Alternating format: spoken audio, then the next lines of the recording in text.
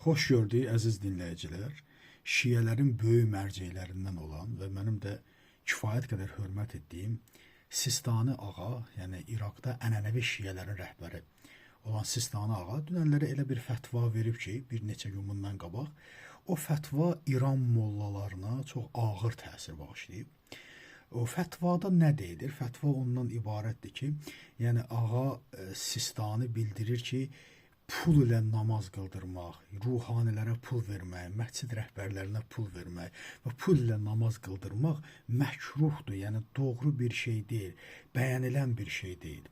Bu isə İran mollalarına çox ağır təsir bağışlayıb. Çünki İran mollaları bütün sistem molla üzərində qurulduğuna görə onlar da ki dövlətdən maaş alırlar, pul alırlar. Bizlərdə də onlar var. Siz bir anlıq düşünün ki, sanki bu din bir bütpərəstlik dinidir və yaxud da brəhmənlik dinidir. Yəni belə dinlərdə əsasən katolik dininə də oxşur bu. Sanki pul verirlər, bütün ruhanilər pulla işləyir. İslam dini elə bir dindir ki, orada hər şey müstəqil insanın öz fikirləri ilə bağlı, bir də insanın Allaha olan imanı və sevgisi üzərində qurulub.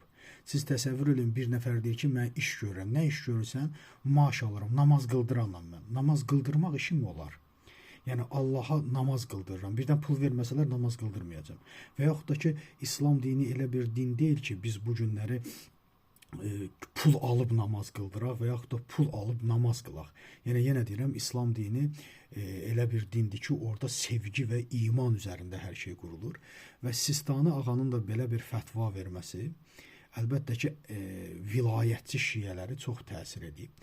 Ümumiyyətlə, əvvəllər həmişə bir şiə məktəbi vardı. Bəyənməsək də, firqəçilik olsalar da, amma istər-istəməz bu dinə əsaslanırdı, öz firqələrinə əsaslanırdı, heç bir rəhbərliyi qəbul etmirdi və yalnız öz bildikləri şəkildə iman etmişdilər. Amma şiələri də iki yerə bölən 1979-cu ildə vilayətçi şiəliyi ortaya çıxdı. Və vilayətçi şiəliyi də bu ənənəvi şiəliyi zaten qəbul etmir.